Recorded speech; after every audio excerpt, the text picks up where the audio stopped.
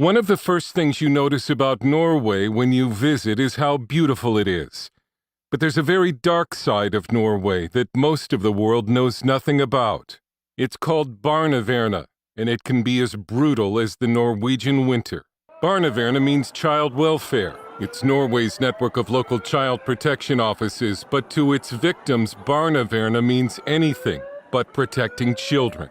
After moving to Norway from Atlanta last year, American mother Natalia Shatakova's 3 American-born children were taken in May by barnevernet for alleged child mistreatment.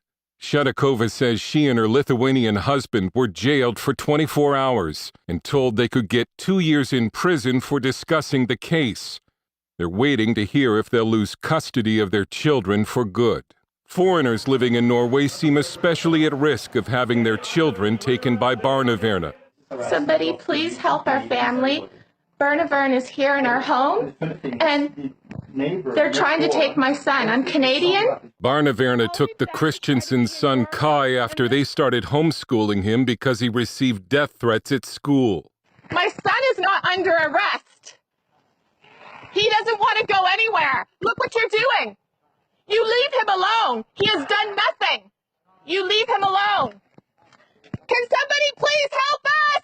And it was barnevernet that took 5 children from Romanian and Norwegian parents Marius and Ruth Bodnario in 2016. Barnevernet claimed the reason was the parents were spanking. But an investigation revealed the real reason was officials believed the Bodnario children were being indoctrinated into Christianity by their parents. Worldwide outrage forced the Norwegian government to return the children. The Bodnarios escaped from Norway and have filed suit before the European Court of Human Rights. The government of Norway defends barnevernet against what it calls wild accusations. And the agency probably does some good work. But if there's not a problem, why does a nation of 5 million people have so many cases before the European Court of Human Rights? 26 cases pending before the court, 17 of the last 18. A staggering number for one of the smallest nations in Europe. There are 26 cases in total. At this stage, there will probably rise to 30 within a few months. Marius Reikerås is a Norwegian human rights counsel before the European Court of Human Rights. There is something severely wrong going on in Norway, that you're taking children out of well-working families. We're not talking about child abuse. We're not talking about alcoholism or drug abuse, or we're talking about, in general, normal families that have all the capabilities to provide good care for their children. Einar Salvesen is a Norwegian psychologist and has been an expert witness in barnevernet court cases since 1995. And he says barnevernet needs to be shut down immediately. You need to close down all the offices. It's 400 offices. It has become a system of evil in too many cases. In 2013, barnevernet took American citizen Amy Jacobsen Bjornevag's 1.5-year-old son Tyler because he was 1 pound underweight. She phoned the Obama White House asking for help. They have legally kidnapped my child, and I need help. But she got no help, and 6 years later, her son Tyler has been passed from foster home to foster home and has had his name changed at least twice. And Amy alleges that he has been tortured. We do have paperwork that says that he was tied to the bed because he kept standing up in his crib calling for mommy. It isn't to know that he's been calling for you, and they completely ignore it. And they do everything to make him stop calling, so they cut all contact. That's their solution, instead of working with families.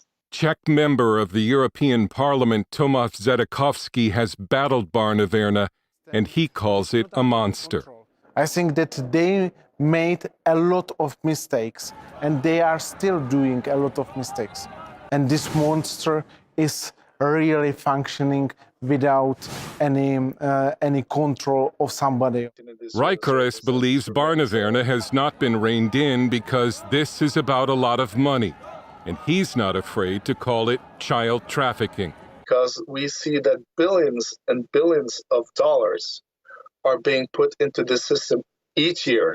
And of course, a lot of people are profiting big time from this. So saying that this is a form of child trafficking, absolutely, in my opinion, yes. We presented these charges to Norway's Ministry of Children and Families, and it told us that Barnevernet is in the process of being reformed for the strengthening of legal safeguards for both children and their parents. It's unclear whether Norway is serious about reform.